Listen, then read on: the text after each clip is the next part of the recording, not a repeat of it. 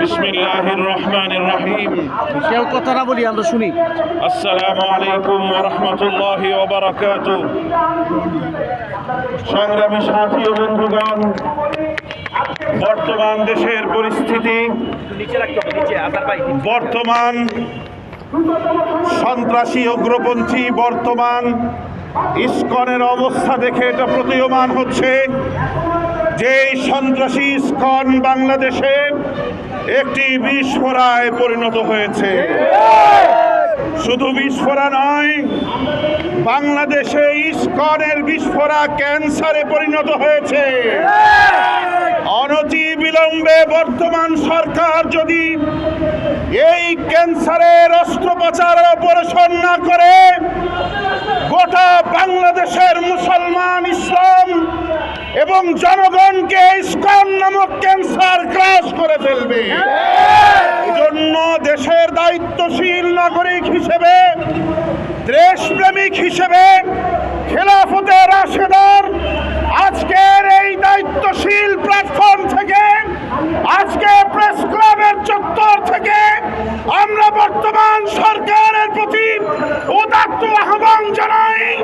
দেশের জনগণের প্রাণের দাবির প্রতি শ্রদ্ধা প্রদর্শন করে অনতি বিলম্বে পৃথিবীর বিভিন্ন রাষ্ট্রের মতো বাংলাদেশে ইসকনের সমস্ত কার্যক্রমকে নিষিদ্ধ ঘোষণা করতে হবে। সংগ্রামী সাথী বন্ধুগণ, আমরা দেখেছি বিগত ফ্যাসিস্ট সরকার 16 বছরে বিগত অসংখ্য উলামায়ে কেরামের উপর জুলুম করেছে, কথা ঠিক কিনা? অসংখ্য আলেমকে দণ্ডবেরি পড়িয়েছে। এদেশের ধর্মপ্রাণ, এদেশের দেশপ্রেমী আলেম সমাজকে বিভিন্ন সময় বিপদগামীরা বিভিন্ন সন্ত্রাসী আর পাকিস্তান পন্থীর ট্যাগ দিয়েছিল। একজন আলেমকে গ্রেফতারের পরেও আমরা দেখি নাই পাকিস্তান সরকারের পক্ষ থেকে কোনো বিবৃতি এসেছে।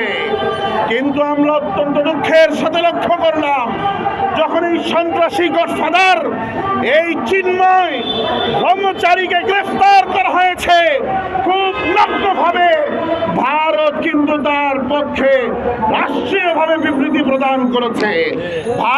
ভারতের বিবৃতি দেখে মনে হয় বাংলাদেশে এই প্রথম কোনো হিন্দুকে গ্রেফতার করা হলো, এই প্রথম কোনো ব্যক্তিকে গ্রেফতার করা হলো।